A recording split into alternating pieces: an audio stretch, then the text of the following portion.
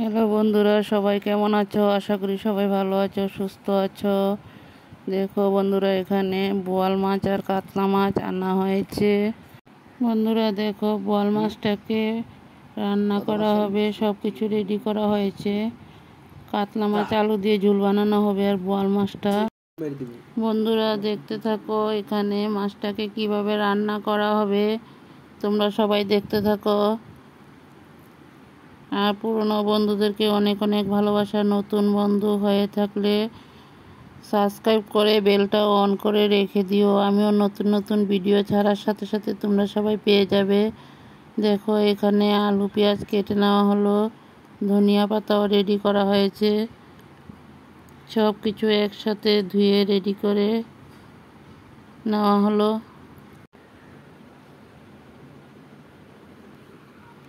বন্ধুরা দেখো, এখানে মাছের মধ্যে নুন হলুদ মাখা হয়ে গেল।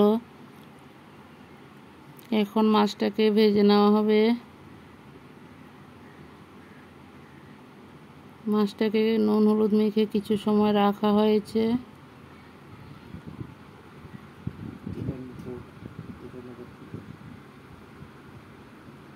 আর এখানে বোয়াল মাছটাকে ছোট ছোট করে কেটে নেওয়া হলো। অনেক বড় বোয়াল মাছটা।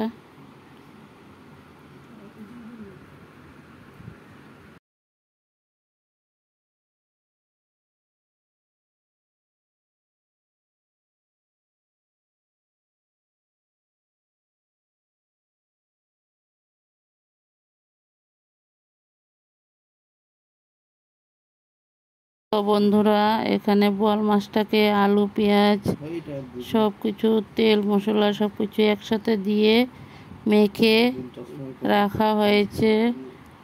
আর এখানে কাতলা মাছটা রান্না করা হয়েছে। তোমরা সবাই দেখতে থাকো। এখানে দেখো, বোয়াল মাছটাকে কিছু ভেজে নেওয়া হলো। কাতলা মাছ বোয়াল মাছ দুইটাই ভেজে নেওয়া হলো। এখানে ঝিঙ্গা আলু ভেজে নেওয়া হয়েছে। বন্ধুরা দেখতে দেখো, ঝিঙ্গা আলুটাকে লাল করে ভেজে নেওয়া হয়েছে।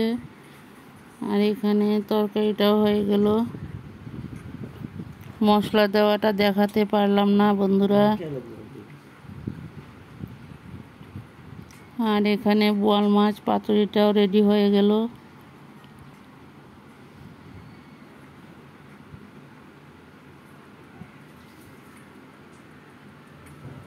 বন্ধুরা দেখো, এখানে কড়াইতে তেল দেওয়া হয়েছে আলু ভাজার জন্য। দেখো বন্ধুরা, কড়াইতে আলুটা দিয়ে দিলাম। আলুগুলো ভাজা হয়ে গেল।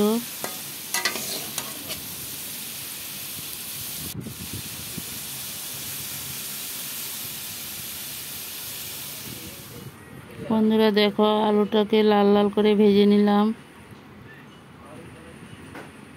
এখন কড়াইতে কালো জিরা সম্বাস দিয়ে তারপর মশলা দিয়ে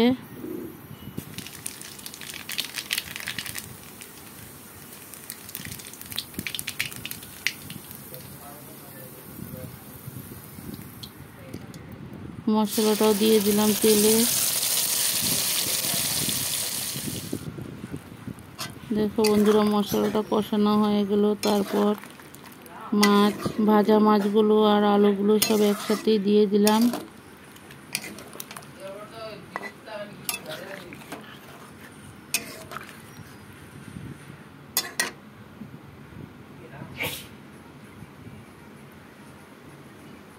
দেখো বন্ধুরা, এখন ঝোল দিয়ে দেব।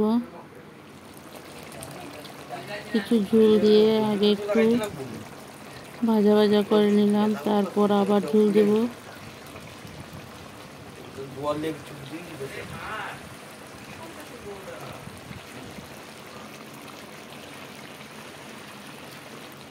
বন্ধুরা দেখো, এখানে ঝোল দিয়ে দিলাম তরকারিতে।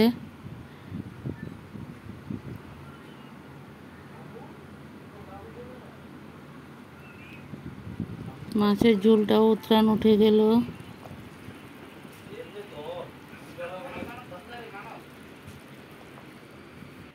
বন্ধুরা দেখো আমার মাছের ঝোলটাও রেডি হয়ে গেল। এখন নামিয়ে নিলাম একটা পাত্রতে। তোমরা সবাই দেখতে থাকো, ভিডিওটা অনেক ছোট করে দিয়েছি। ভিডিওটা যদি ভালো লাগে লাইক কমেন্ট আর শেয়ার করে দিও বন্ধুরা।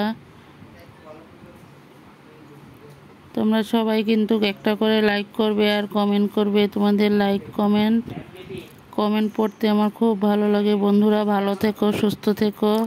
টাটা, এখানে শেষ করলাম।